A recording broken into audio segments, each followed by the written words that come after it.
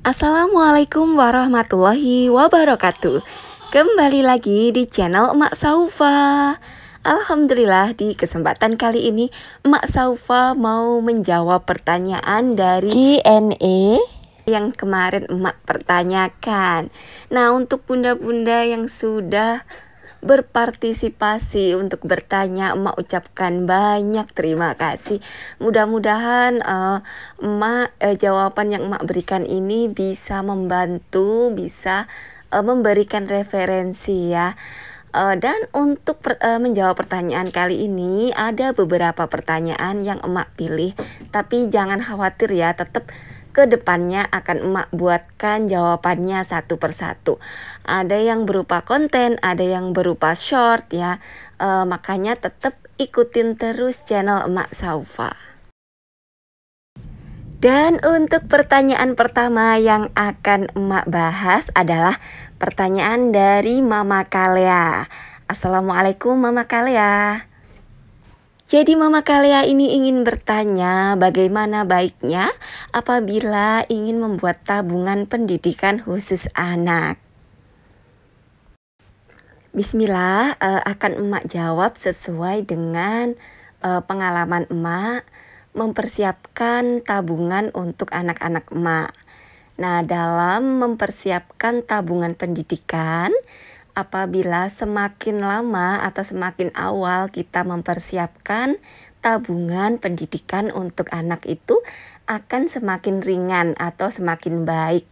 Maksudnya di sini adalah ketika kita sudah hamil ya, dari hamil itu kita mempersiapkan tabungan untuk melahirkan. Nah, setelah kita melahirkan ya, setelah anak lahir, kita sesegera mungkin untuk mempersiapkan dana pendidikannya.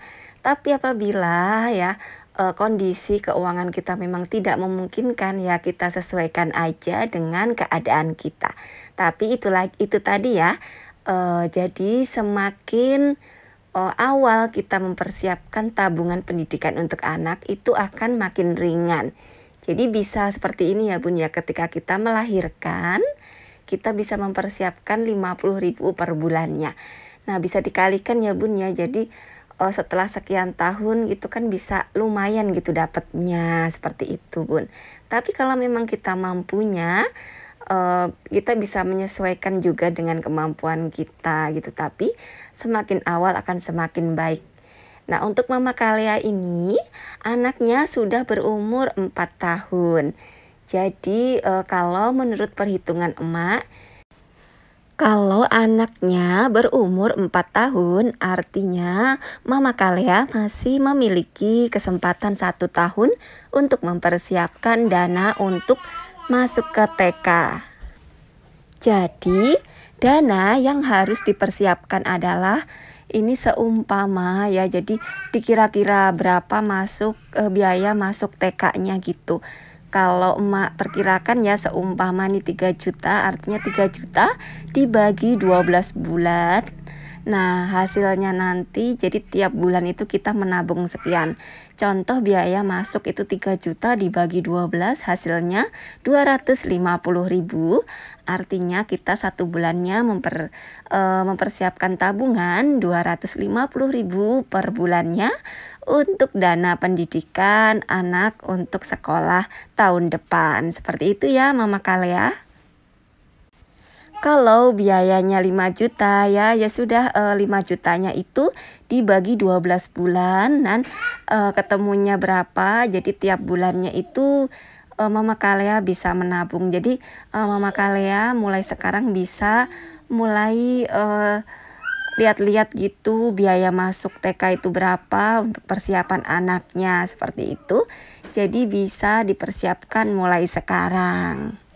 Mudah-mudahan penjelasan dari emak ini bisa dimengerti ya Mama Kalea.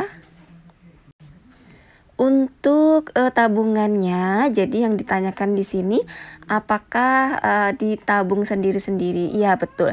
Jadi kalau bisa satu anak itu dibuatin tabungan satu. Jadi dengan begitu kita jelas ya. Karena kalau digabung-gabung nanti takutnya malah nggak bisa fokus gitu. Jadi mending dibikinin satu-satu, kalau anaknya 2 ya bikin tabungan juniornya 2. Karena kalau tabungan junior itu jadi dia nggak ada, biasanya ya kalau setahu emak sih nggak ada potongan, terus nggak ada ATM. Jadi bisa sangat-sangat membantu.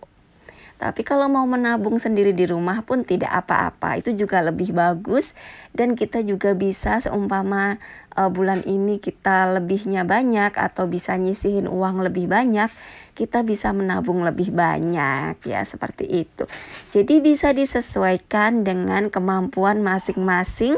Dan mudah-mudahan dengan menyisihkan tabungan pendidikan anak semenjak dini, jadi kita bisa mempersiapkan pendidikan anak yang lebih layak, pendidikan anak yang lebih baik, seperti itu. Mudah-mudahan penjelasan emak ini bisa bermanfaat untuk bunda-bunda semua yang kebetulan mau mempersiapkan anaknya, atau kalau anaknya masih lama gitu nggak apa-apa, dimulai aja dari sekarang. Karena makin lama kita mempersiapkan dana pendidikan untuk anak, tentu saja makin baik. Selanjutnya untuk pertanyaan yang kedua. Nah, pertanyaan ini dari Bunda Tika. Assalamualaikum Bunda Tika. Jadi pertanyaannya, bagaimana cara budgeting apabila ada saudara yang datang. Nah, biasanya kan kalau kita kedatangan saudara kan kita terus ya namanya merajakan tamu kan suatu ini ya, ibaratnya memang harus kewajiban kita ya kalau ada tamu seperti itu. Nah, itu tuh budgetingnya diambil dari mana? Pertanyaannya seperti itu. Kadang budgetingnya itu bisa membengkak. Nah, di sini sebelum emak jelaskan itu ya, namanya kita memberikan sesuatu kepada orang lain itu ya memang sebaik-baiknya ya, maksudnya yang terbaik yang kita beri. Tapi tetap kita juga harus memperhatikan jangan terlalu memaksakan diri. Artinya kita berikan yang terbaik yang kita punya, tapi tetap menyesuaikan dengan kemampuan. Nah, untuk budgetingnya di sini bisa diambil dari dana sedekah, bisa diambil dari dana darurat, dan bisa diambil juga dari dana hiburan. Jadi kalau seumpama kita untuk bulan ini sudah mengajak saudara untuk makan-makan seumpama ya. Jadi dana hiburan kita kan sudah habis tuh. Kita bisa menunggu untuk bulan depan lagi untuk hiburan lagi. Dan semoga apa yang kita beri, apa yang kita sedekahkan dengan ikhlas itu Allah akan membalasnya berlipat-lipat ganda. Nah, demikian vlog emak kali ini, mudah-mudahan menginspirasi dan juga bermanfaat. Wassalamualaikum warahmatullahi wabarakatuh.